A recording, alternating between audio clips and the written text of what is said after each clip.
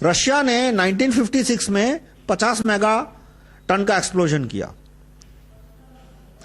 वो एक्सप्लोजन इतना भारी था कि उससे 1000 मील दूर स्वीडन, 500,000 मील दूर स्वीडन का तटीय प्रदेश था, वहां पे जो घर थे उसके शीशे टूट गए। फिर उसके बाद जब डिटेल आया तो देखा कि वो बम इतना भारी था कि उसको मिसाइल पे लोड नहीं किया जा सकता। उस समय 1956 की बात कर रहा हूं।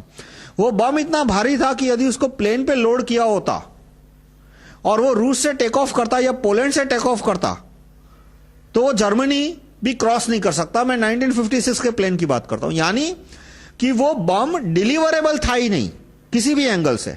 न उसको मिसाइल पे लोड कर सकते थे, न उसको प्लेन में डाल के ब्रिटेन तक या फ्रांस तक पहुंचा सकते थे। तो रशिया ने ऐसे बम को बनाया क्यों और ऐसे बम को एक्सप्लोड किया क्यों किया जिसकी कोई स्ट्रेटेजिक वैल्यू या डिलीवरेबल वेपन की तरह उसकी कोई वैल्यू नहीं है।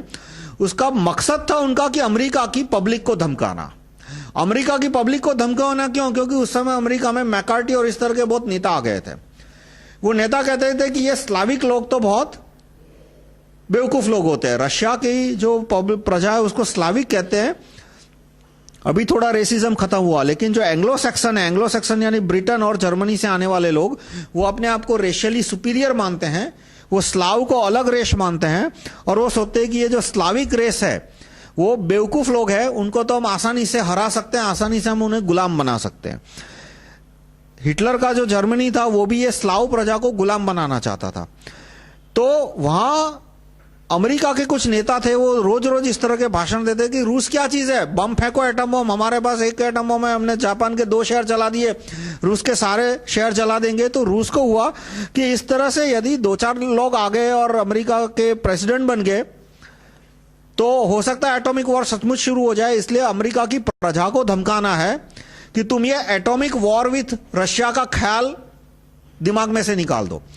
इसलिए उन्होंने 50 मेगा टन का बम फोड़ा और वो बम फोड़ा तो दूसरे दिन सारे अमेरिका के अखबारों में आया कि बम की ताकत कितनी है। तो उन्होंने देखा कि भाई ये बम यदि अमेरिका में कहीं पे गिरेगा तो 15 किलोमीटर दूर के एरिया में तो सारा वो सब कुछ वेपोराइज हो जाएगा। वेपोराइज जलेगा नहीं, पूरा का पूरा वेपोराइज हो जाएगा। उसके बाद 50 किलोमीटर तक कोई आदमी जिंदा नहीं बचेगा। और फिर रशिया ने बताया कि भी इस तरह से हम 50 बम और बना सकते हैं। यानी कि भारत और यानी कि अमेरिका और रशिया के बीच युद्ध हुआ है और अमेरिका ने यदि न्यूक्लियर वॉर की सोची तो हम रशिया पे या यूरोप पे, फ्रांस, ब्रिटेन वगैरह पे इस तरह के 20-25 बम फेंकेंगे तो हर जगह 15-15 किलोमीटर के गड्ढे हो जाएंगे। तो वो 50 मेगा टन के बम के धमाका हो, उसके बाद अमेरिका की प्रजा ने रूस के साथ न्यूक्लियर वॉर करने का सपना छोड़ दिया हमेशा के लिए कि भाई जो करना है करो, लेकिन अब न्यूक्लियर वॉर की बात मत करो, क्योंकि यदि न्यूक्लियर वॉर हुआ तो हम भले रशिया को पूरा का पूरा डिस्ट्रॉय करें, लेकिन रशिया है वो भी 1/3, 1/4, 1/5 तो या तो कम से कम 10% अमेरिका को, 15% अमेरिका को पूरा का पूरा जला सकता है। तो आज चीन की प्रजा में भारत के प्रति भय नहीं है, पाकिस्तान की प्रजा में भारत के प्रति भय नहीं है कि क्या तुमने बम फोड़ा, एक राजस्थान के अंदर थोड़ा अर्थक्वेक आया, उतना ही ना हो सर। तो जो प्रजा को घबराने का जरूरत है कि पाकिस्तान का एक एक आदमी हमसे डरे कि भाई अब की बार हमने 13 कसब भेजे और 500 आदमी मरवाए तो हमारे 5 लाख मर सकते हैं, इसलिए कसब मत भेजो। तो अब सिर्फ राजा को डराने की या सेना को डराने की जरूरत नहीं है। अब हमें मॉडर्न वॉरफेयर में सामने वाले कंट्री के प्रजा को डराने की जरूरत है। और इसलिए मैं क्यों कहता हूं कि हमें 50 मेगा टन का 50 किलो टन नहीं, ये जो पोखरान 2 हुआ वो 45 किलो टन था, हमें क्यों 50 मेगा टन का एटॉमिक वेपन का एक्सप्लोजन करने की जरूरत है ताकि रूस की प्रजा हमसे डरे, रूस की नहीं, चीन की प्रजा हमसे डरे, पाकिस्तान की प्रजा हमसे डरे, अमेरिका की प्रजा हमसे डरे। वो प्रजा ये सपने छोड़ दे कि हम पूरे भारत को टेक ओवर कर सकते हैं, हम पूरे भारत में ईसाई धर्म फैला सकते हैं। पाकिस्तान की प्रजा ये सोचना छोड़ दे। पाकिस्तान में ये सिखाया जाता है स्कूलों में कि हंस के लिया था पाकिस्तान, लड़ के लेंगे हिंदुस्तान। मतलब कि पाकिस्तान तो हमने हंसते हंसते ही ले लिया था। क्या किया हमने?